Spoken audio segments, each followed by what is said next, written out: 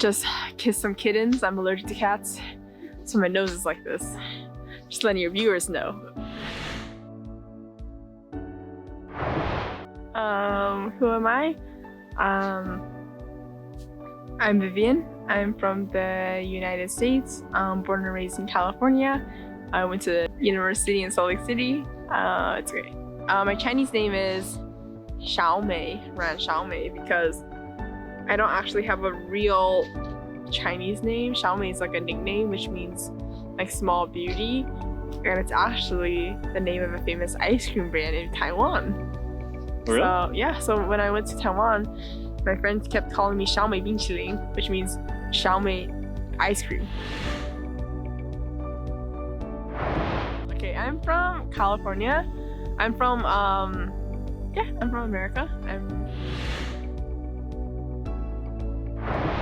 Okay, so my hometown is in Milpitas, California, which is just a few square miles.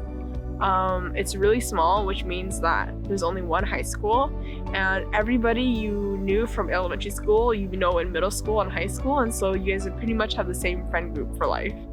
And so it's a really small community, and I left that community in middle school. My parents wanted for me to go to a more competitive city, so we drove like 15 minutes out to Fremont, California, and that was a bigger community. But then I went to Salt Lake City, which is a completely different culture than California, and then I left that again to Taiwan, left that again to China, and then left that again to right now in Korea. So all my environments always have the sense of being challenging in pursuit of like learning and self-growth and experience. What I miss the most about America is I miss the diversity of America, because we do have a lot of immigrants there, and like my parents are immigrants from Vietnam. But we somehow kind of work to build our own communities, and at our best of times we help each other, we help support each other, and we learn from each other. And even within, like I mentioned before, California and Utah are such different communities, and even within those communities there are smaller communities. And so you learn how to communicate and talk to different types of people. And that's just not the same kind of like community you have in Korea, where it's a more homogenous society. And that's totally fine. It's just that it's completely different from America. And I miss having just that overwhelming kind of like diversity when you walk into a market or something and you talk to different types of people, and people have different ways of speaking. Okay, so for me, I always knew I wanted to kind of challenge myself and live abroad. And I think naturally, because I'm East Asian, I did look at a lot of East Asian countries first. So I studied abroad in Taiwan for 1 year. That's actually what kickstarted my interest in maybe coming to Korea and living here for some time, because that's where I kind of met my first like Korean friends. Like I had a Korean American friends in California, but like when you make friends from that country, you kind of want to see like, oh, I want to go to where your house is or where your home is, and I want to know more about your culture and about your people and what you guys do. And so I made like a lot of Korean friends and Japanese friends there, and of course like in Europe, European friends as well. But then it kind of piqued my interest, and then I thought, oh, after Taiwan, after a few years, I want to go live in Korea. And I think I'm the kind of person that if I say something that I want to do, somehow I'll find a way to do it, right? And so anyway, several years later, I'm here in Korea. That's how I ended up here. Well, in high school, I was actually really into like Korean like music and a little bit of dramas as well, which is funny because after I went to college, almost not at all. So I don't really know anything about K-pop as well, but I think if high school Vivian knew that I was in Korea, she would lose her mind.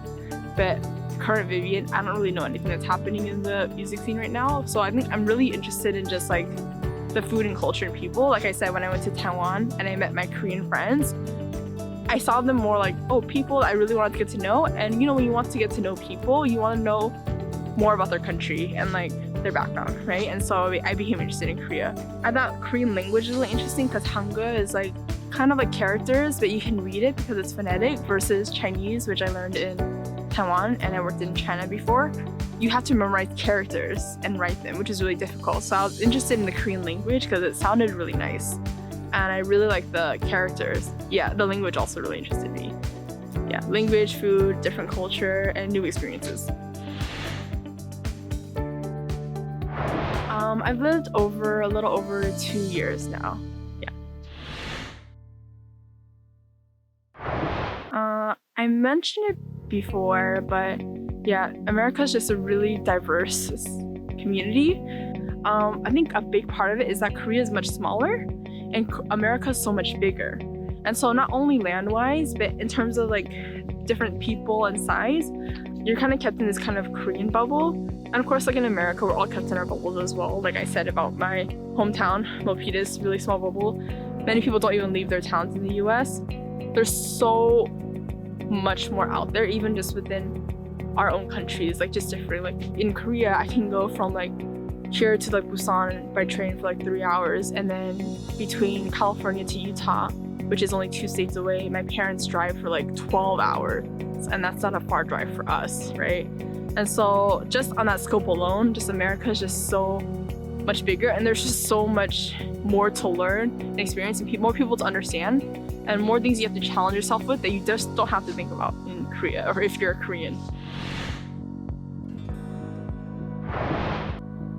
The most difficult thing for me to get used to, funnily enough, okay, things they don't tell you. I was talking to my friend about this. Things they don't tell you about Korea in Korean journals or Korean guidebooks or whatever. Restrooms are not always in the cafes and not always in the restaurants, right? When I first came here, I didn't understand much Korean at all. So I'll be like, oh, where's the restroom? And the problem is when you memorize the phrase 화장실 어디예요? Where's the restroom? You forget that they'll answer you back in Korean. So they'll be like, and you usually have to go out, turn here, go to the second floor in this building, put in some passcode, bring your own toilet paper, a bunch of things, bring keys.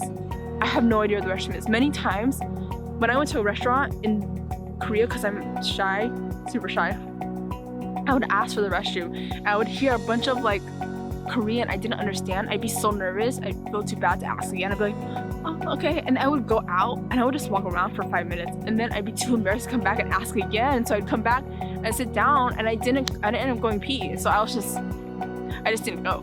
That happened all the time. Yeah, usually you have to go outside of different buildings, sometimes different floors, put in a passcode or whatever. It's really complicated. But that was something, a culture shock I was not used to. Also, you cannot flush your toilet paper in the toilets.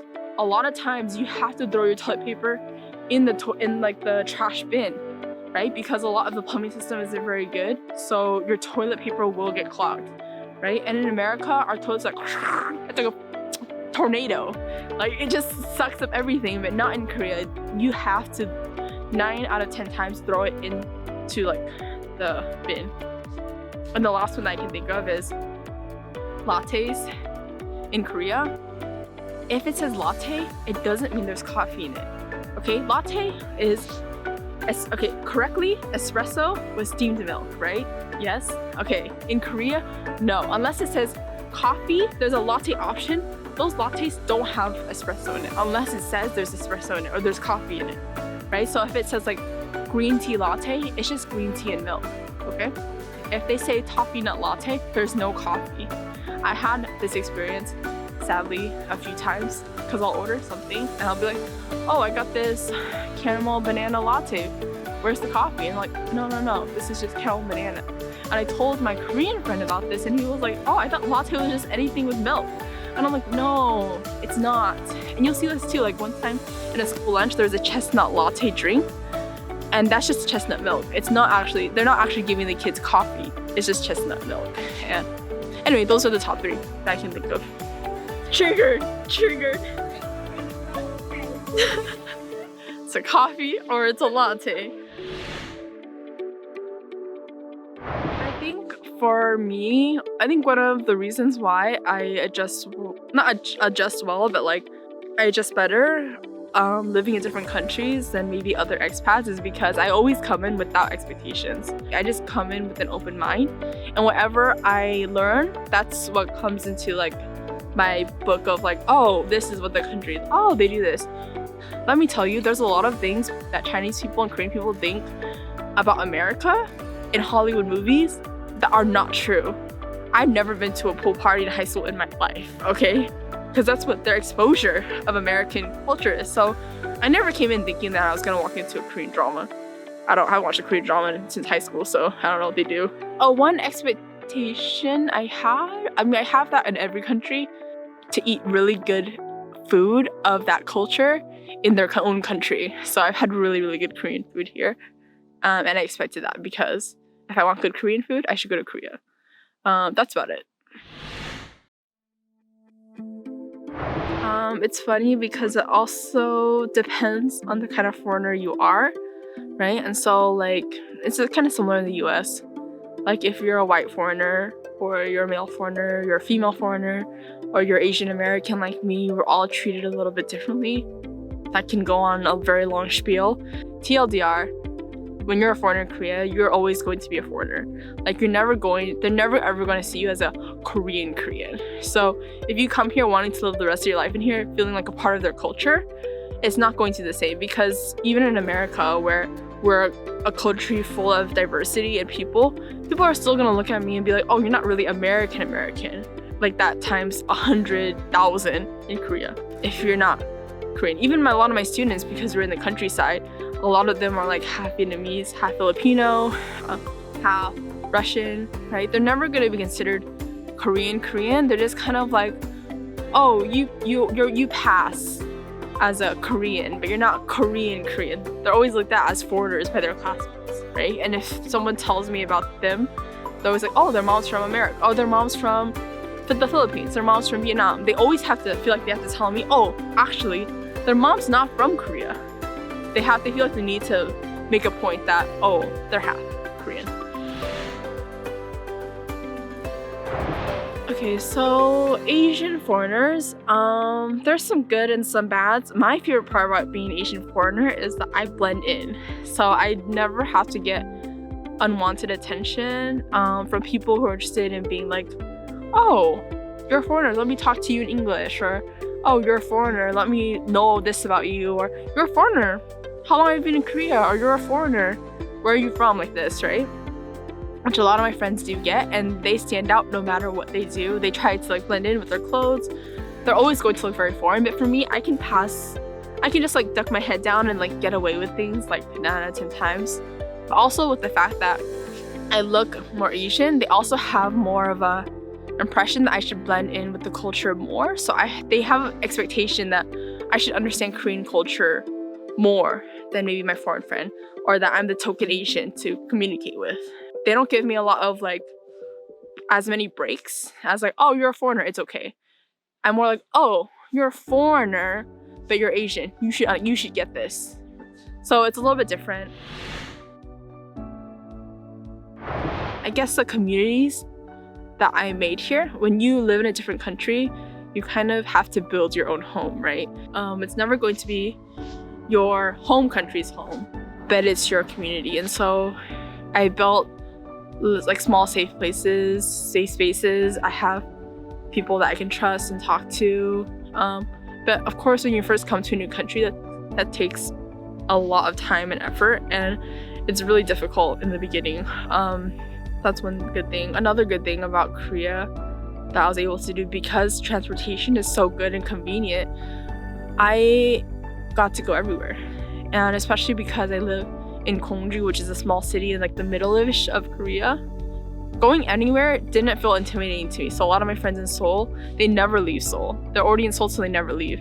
But for me, it's just easy for me to go on a weekend and take a bus somewhere for a few hours and go to a completely different city I would have never gone to if I lived in like a big city, and just kind of explore that on my own. So I've done a lot of like personal adventures where I've like gone to a place and then I didn't know how to get the bus ride back, and so I'd have to go around and ask Korean people, oh, where are the bus times, and sometimes Koreans would help drive me to a bus stop. And being flexible like that was also a skill that I've really trained myself while living abroad, and I've gotten a lot of good experiences through that, and I've gotten a lot of special stories. Like I've met a lot of like new friends through this experience, like really good friends through really weird circumstances. I've had a lot of different interesting conversations. I've talked to some funny bosses. Just when you really put yourself out there in a really random environment, that's when you'll get the most surprising and interesting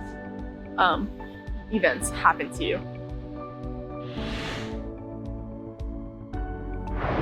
Not that I wish was different, because it's not my culture to change. It's just like I'm already here, right? And so it's not them adapting to my culture, it's me adapting to their culture, right? So nothing that I wish I would change necessarily. I think one thing I do wish that Koreans can get to, and I think they will, I hope that they can try to be a little bit more open-minded about different kind of cultures and perspectives, because I know a lot of clashes that happen between foreigners and Koreans, and for me, I'm not really that aggressive about it, but I know it exists because I have a lot of expat friends where we will think things a certain way and Koreans will think things a certain way, and then they're never going to, a lot of them don't get to the point of trying to understand where your perspective is, and they expect you to go 100% their way instead of trying to meet in the middle and have a conversation about it, right? Because they have the same kind of mentality where it's like, you came here, we didn't come to your country, you came to our country, so figure it out. Because Koreans also want to be understood and known on an international stage. If you want to be understood and known on an international stage, then you also have to make efforts to try to understand what stage you're standing on, right? So those people are going to come to your country.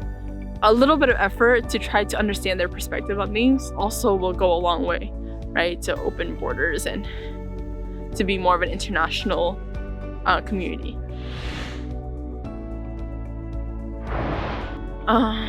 Well, there have been a lot of difficult things that happened to me. I've been in a lot of car accidents. I've been hit by a car by my body twice. I've been hit by a car in a car once. I've been hit by a car in a bus once. I've had a lot of different experiences and a lot of difficult times.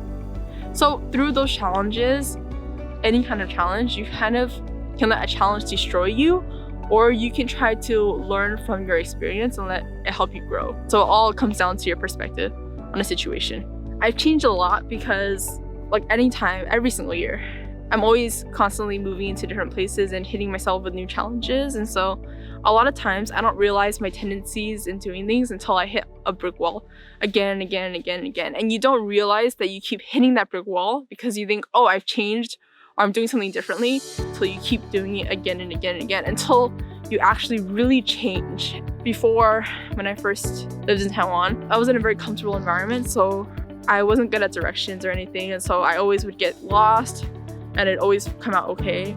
But since living abroad and coming to Korea, I've definitely become more of a planner, and I'm more thoughtful about my decisions and actions and the words that I say.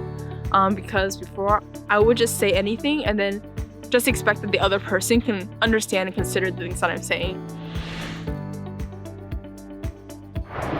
I realized more about myself and the kind of person I am, and that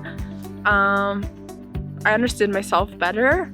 I became a lot more, I think, a direct and honest person than I was before, but I also am currently in the process of figuring out how to express the things that I say that can be perceived and processed well by the person I'm talking to, and not just saying things from my own head, right?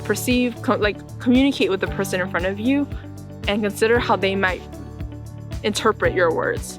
Your intentions might be a certain way and your interpretation to you might seem the same, but your intention is your own and interpretation is someone else's. So that's something that I'm working on right now as well. And just because through all my challenges, every time you go through a challenge and you go through it, your bar of what's considered a difficult challenge gets higher and higher. So a lot of things that might have been difficult for me in the past, they don't seem that difficult anymore. Everyone lives in their own bubble. I didn't want to push my bubble to be a little bit wider than it was yesterday. And I think if we all let our bubbles grow a little bit, we could help each other more. I'm trying to grow because I've been through a lot of obstacles, especially this year, and so trying to figure out how to balance myself better. So when obstacles come, I have more solace and a peace of mind to be able to kind of overcome those obstacles and to try to process those better, because who you are is really defined by when you go through hardships, how you react to them. And I'm currently in that big part of trying to process that and who am I during this time. My first experience abroad was when I studied abroad in Taiwan. What I learned a lot about America was that I finally saw how other countries perceived us, right? Because in America, we lived in our bubble of how we perceive each other and perceive ourselves. But that's when I realized how people perceive us and was able to come in contact with news that was American news and how people had conversations about American politics or American history. So that gave me a better perspective on what America looks like on a world stage outside of just our own ego. That was really important. I find that a lot of countries do know a lot more about American history and politics than Americans do. I find we're very knowledgeable, but very aggressive and persuasive our own country without actually not knowing that much about it.